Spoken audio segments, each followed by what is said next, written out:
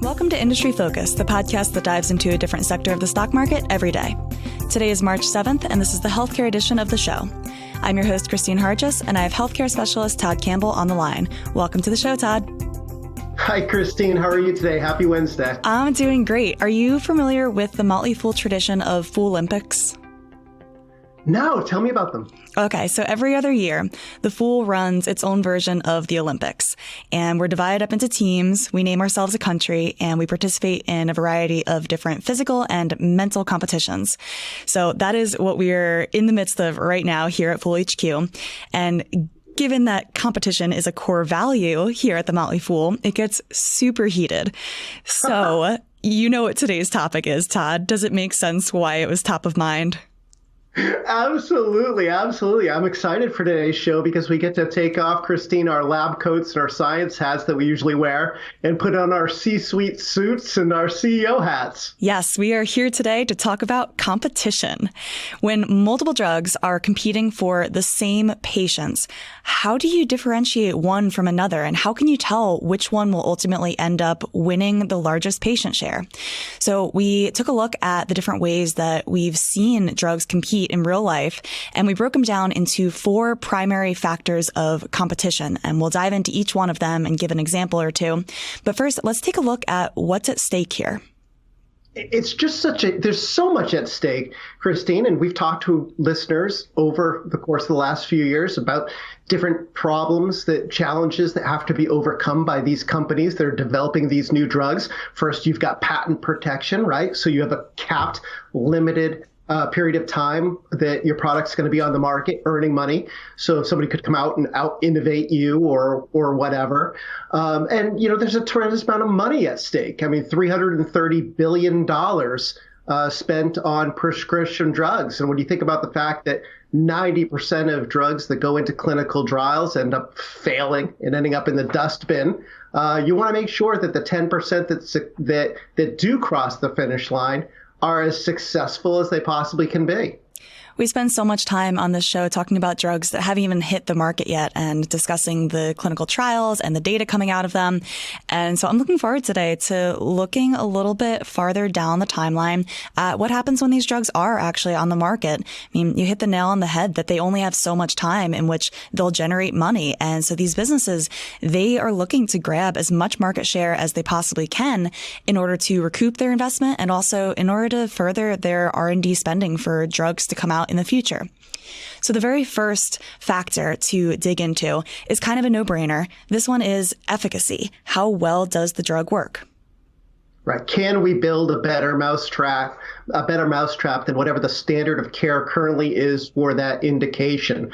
Can we reshape or revolutionize that indication so that we capture all of the money that potentially is up for grabs? And Christine, just in going through and thinking about how to, discuss this with our listeners, probably, and I think you'll probably agree, the best example of efficacy and disruption in recent memory is Gilead Sciences and what it did in hepatitis C. Absolutely. When Gilead won approval for its hepatitis C drug Sovaldi in 2014, that was a complete game changer. Previously, patients were looking at drugs that were just not very good at all. They were mostly effective and they were a pain. But Gilead came out with Sovaldi and it totally changed the game with cure rates of upwards of 90%. And with that, it ate everybody's lunch. There were no other reasonable competitors at that point. Right. You had these old style treatments for decades that included ribavir and peginterferon. And I think the functional cure rates of taking those over the course of very long treatment periods was only like 50%. It was like a coin flip. And then in 2011, Vertex got approved a drug called Incivic, which at the time was pretty game changing. But even then, the functional cure rate was only about 80%. So when Gilead Science came out with Sovaldi and then later in the year, Harvoni in 2014, and was able to increase those functional cure rates above 90%, well, it was game changing, right? I think that you look at this and you think back, okay, why Gilead Sciences, how they got to that point, right, Christine? I mean, think about all of the people who are up in arms about how much money Gilead Sciences paid to get its hands on the drug that would eventually become Sovaldi. And a lot of people scratching their heads about that. But again, they did the numbers, and they were looking at this saying, if we can do this and we can come up with a functional cure rate efficacy that's really so much better than anything that's currently out there, well, then it could be a huge drug. And sure enough, these were huge drugs. Yeah, this drug ended up making Gilead Sciences so much money. I mean, it basically changed what the story behind Gilead Sciences was. This went from a company that was really just about HIV, and it added an entire blockbuster franchise. Yeah, at one point, I think they were doing close to $20 billion in annualized sales just from hepatitis C. And that's pretty remarkable. So it goes to show that, front and center on the minds of anyone involved in this business isn't just the idea of making money, but it's also this whole idea of if we can disrupt by creating something that's really, really works well, that's much better drug, then we'll be, by the nature of it, will end up being successful on its own. Gilead Sciences in hepatitis C is a pretty obvious example, but it's worth pointing out that there is a little bit of nuance here. For example, you see pretty frequently two different drugs competing in the same market, and one will claim that in its trials it had, say, a 90% cure rate versus the other one only had 80%. Unless you actually have a head-to-head trial, it can sometimes be hard to tell whether the one drug actually is better, and that all comes down to trial design. Do you want to dive into that a little bit? Yeah, I'm so happy that you brought that up because I think it's an important thing to remember because, obviously we have different hurdles of efficacy to clear that, we can actually categorize, how good it really is this drug. If you're comparing it to the easiest hurdle, which is a placebo, so I'm doing nothing versus I'm taking this drug. Okay, well, that tells me something, but it doesn't necessarily tell me that this option is better than, say, the current standard of care, unless, of course, you do a study that actually compares the two of them head to head, right? And we don't know that. The other thing, too, that I think investors have to remember is that you can demonstrate efficacy in multiple ways. And we've talked about this in the show before with surrogate endpoints versus the actual, say, overall survival. So using, say, response rate versus overall survival or progression-free survival, talking mostly about cancer drugs here. But you could also look at it in autoimmune disease and say, what's the hurdle that we're actually trying to achieve to show that our phase 3 trial pans out? So I think that investors have to be cognizant of that. Absolutely. So that is efficacy. Let's turn to our second factor of competition, which is safety. Safety is interesting, right? Because you're looking at it, you're saying, okay, I want to build a drug that works better as far as efficacy is concerned, but it doesn't really do me any good if I pick the wrong target or I use a mechanism of action that isn't going to be safe. If I launch a drug that I think is going to be competitive because it delivers solid efficacy, but then safety signals show up and, it's basically going to collapse the commercial opportunity of that drug. And thinking about, a good example for our listeners, turning right back to Gilead Sciences, they actually had a drug that wasn't nearly as successful as their hepatitis C franchise, and that's Zidelig, which is a drug for chronic lymphocytic leukemia. And that won approval in 2004, around the same time as another competing drug in the same indication from Johnson & Johnson and AbbVie, which we've talked about in the show before, called Imbruvica. Yeah, these two were fierce competitors with one another. They were both targeting the same unmet need. It was an enormous multi-billion-dollar indication. They were hoping that they'd be able to expand these drugs into earlier lines and potentially other cancers. But neither drug was perfect, and safety ended up being a huge differentiator between the two of them. In March 2016, Zidelig's expansion trials had to be halted, which caused Gilead to have to discontinue the further development of this drug and add a black box warning, which is the FDA's most severe warning on the label for the drug itself, and it just decimated Zidelig's commercial opportunity. Yeah, I remember even thinking in 2013, before this drug launched, I was writing that this Zidelig could be a blockbuster drug. It could have billion-dollar potential. This is a multi-billion-dollar opportunity, especially if you can move it up into earlier and earlier lines of treatment. But when all was said and done, Zydelig's mechanism of action, it was inhibiting something called P13K delta, versus Imbruvica's mechanism of action, inhibiting the BTK protein. BTK turned out to be safer. There were some, unfortunately, some very sad fatalities caused in the trials evaluating Zydelig. And I think that, as a result, they had to shutter the development. And Zydelig, while it's still on the market today, because there are some patients, obviously, that could still respond well to it, it's basically a niche drug. I mean, this once was going to be $1 billion blockbuster. I think last year the sales were maybe like 150 million. Versus Imbruvica's sales, which were $2.5 billion in 2017. And something that I really want to emphasize here is that you have to consider the doctor's perspective. From that perspective, safety actually matters even more than efficacy. Think for a second about the Hippocratic Oath, to do no harm to your patients. So even the most well-intentioned doctor is going to care more about avoiding bad outcomes than missing out on the best possible outcome and using a slightly more effective but maybe more dangerous drug. I think it's the logical choice every time to go for the safer drug.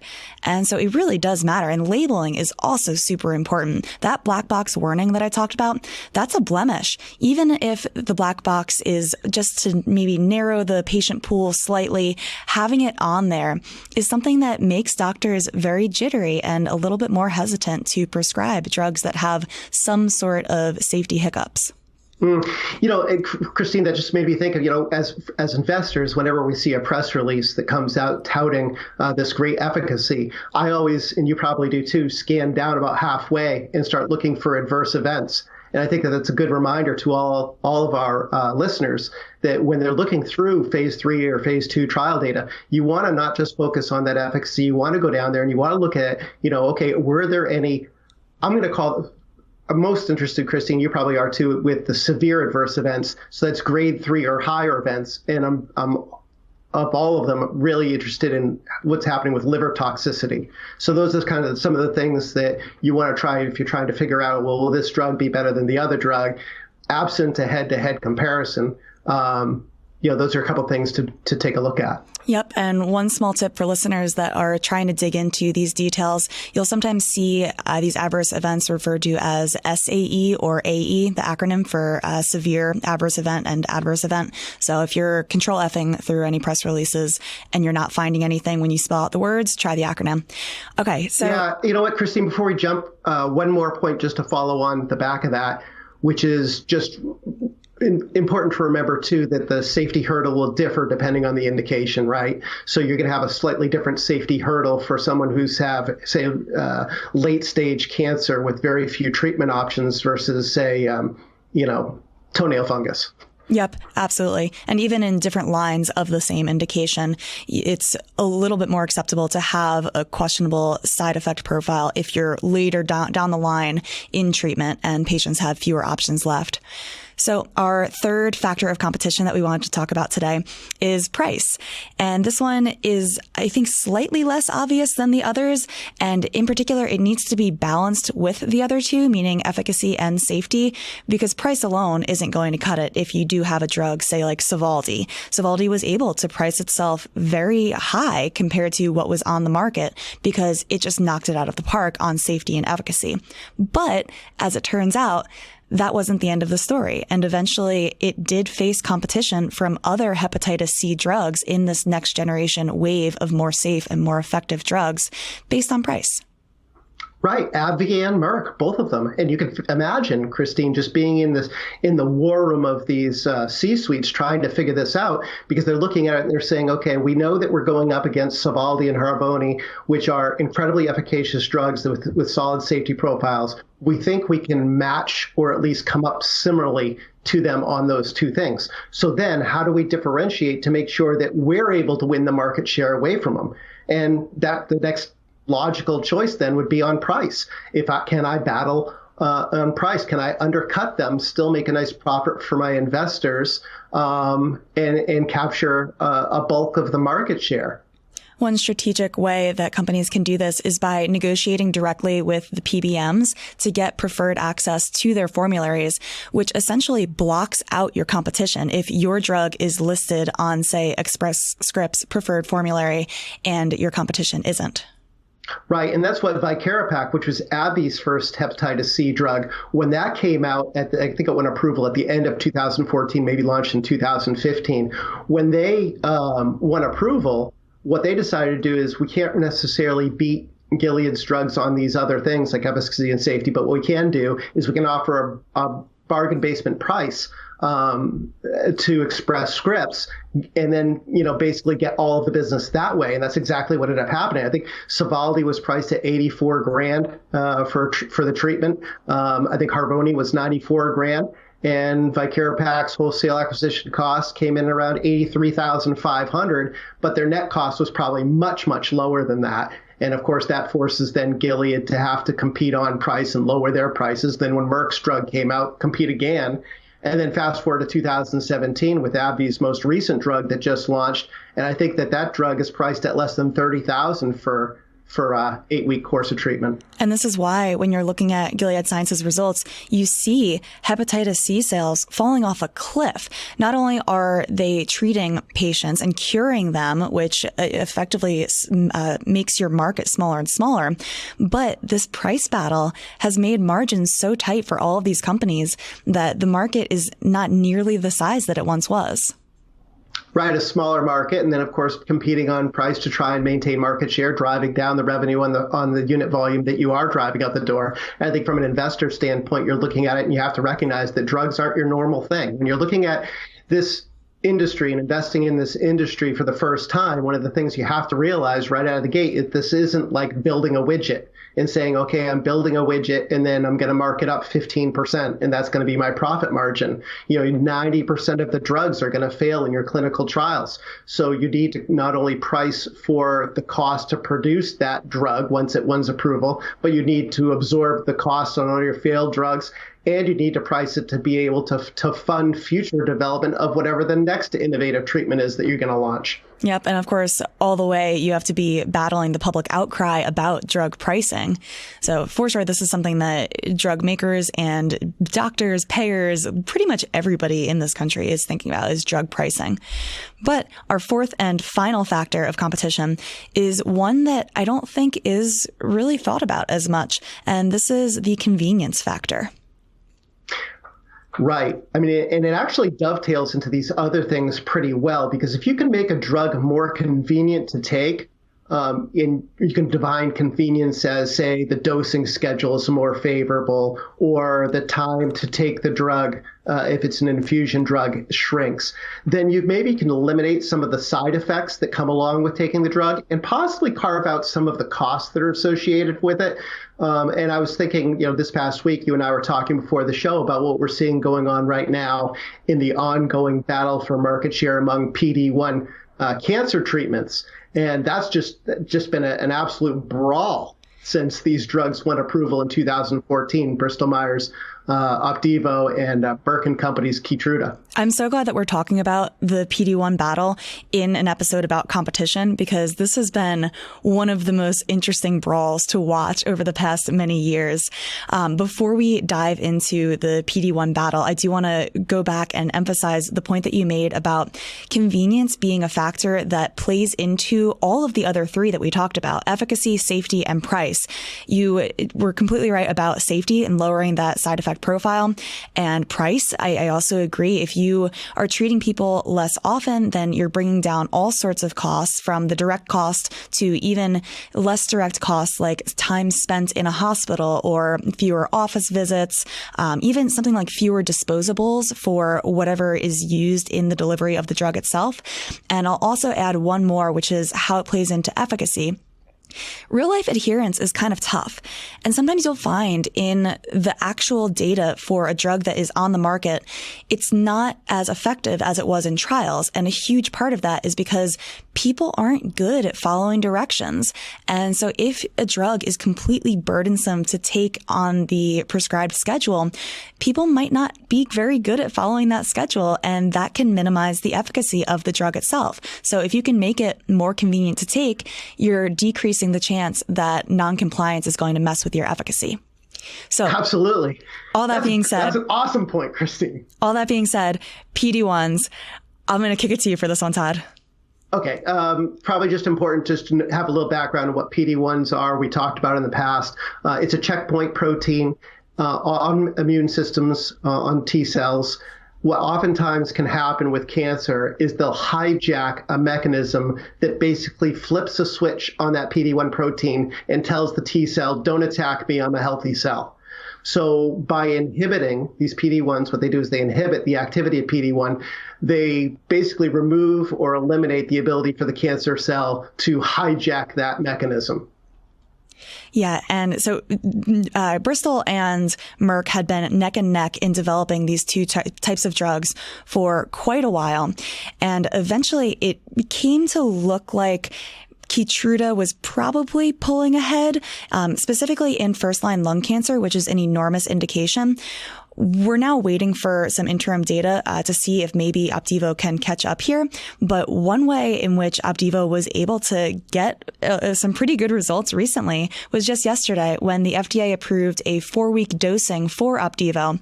Previously, it had been dosed every 2 weeks. So going from every 2 weeks to every 4 weeks is doubling the convenience, essentially.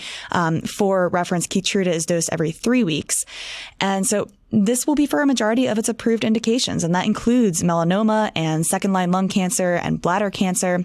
And right now, it's the only PD-1 drug, and there are a lot of them out there besides just the two that we're talking about, that's approved for a 4-week dosing schedule. Yeah, and this is really a fascinating development. People are going to have to watch the next couple of quarters to see whether or not Opdivo starts to get back some of its mojo. You mentioned that Keytruda had one approval in first-line use in non-small lung cancer. That basically caused sales of Keytruda just to skyrocket, and Opdivo's sales in the U.S. have pretty much flatlined since then because you're using Keytruda now ahead of Opdivo. You're using Keytruda in the first-line setting, and Opdivo isn't used in the first-line setting. So right now, Bristol-Myers management is saying, okay, well, how do we make sure that we shore up the market share that we do have in these later lines of treatment until we know that we can actually compete in the first line? And there's an opportunity that they're exploring to be able to do that, but they don't, that's not approved yet. So, you look at it and you say, okay, well, if I can make this a more convenient to the infusion centers, the cancer infusion centers where these are being dosed, well, then maybe then I can make sure that I'm solidifying my relationship with those places, and this drug continues to get used instead of Keytruda. That will be very interesting to see how this plays out over the next couple of quarters, because as you mentioned, Opdivo was every 2 weeks and it was a 1-hour infusion. Now it can be either every 2 weeks or every 4 weeks for a half-hour infusion. Now, that infusion time matches Keytruda, but like you mentioned, the 4-week dosing schedule is better than Keytruda's 3-week. Yeah, if you look at the incentives from the perspective of these infusion centers, this looks pretty favorable that you have drugs that take the same amount of time to do the infusion, but one of them now has to be done less frequently, and that's a good thing. Some analysts are saying that this could help it expand into the maintenance and the adjuvant therapy settings. So this is yet another example in this ferocious battle between Keytruda and Opdivo, where one drug is largely ahead and the other one starts to catch up. And it's really just been fascinating to watch. I believe we did an entire episode on this battle about a year ago, if I'm remembering the timeline correctly. So any listeners that are interested in some of the details about the development of these two drugs and how the situation came to be the way it is today, shoot us a note at industryfocus@fool.com, and I'd be happy to send that episode along. Yeah, and just one final takeaway, too, from my end, Christine, just to why we're spending time talking about this. Opdivo's sales in the fourth quarter alone were $1.36 billion, and Keytruda's in the fourth quarter were $1.3 billion. So they are literally neck and neck. But the growth rates are totally different, as you alluded to earlier. The Opdivo's Q4 sales were only up 4% year over year versus Keytruda's were up 169%. So for two nominal numbers that are fairly similar, the growth rates are totally different. But this battle is clearly not over. All right, so we are wrapping up for today. I hope you guys enjoyed this episode on competition and wish me some luck in the Full Olympics. We are going through the end of this week. Currently, my country is in first place, so very excited, hoping to keep it that way. As always, people on the program may have interest in the stocks that they talk about, and the Motley Fool may have formal recommendations for or against, so don't buy or sell stocks based solely on what you hear. The show is produced by the marvelous Austin Morgan. For Todd Campbell, I'm Christine Hargis. Thanks for listening, and Fool on.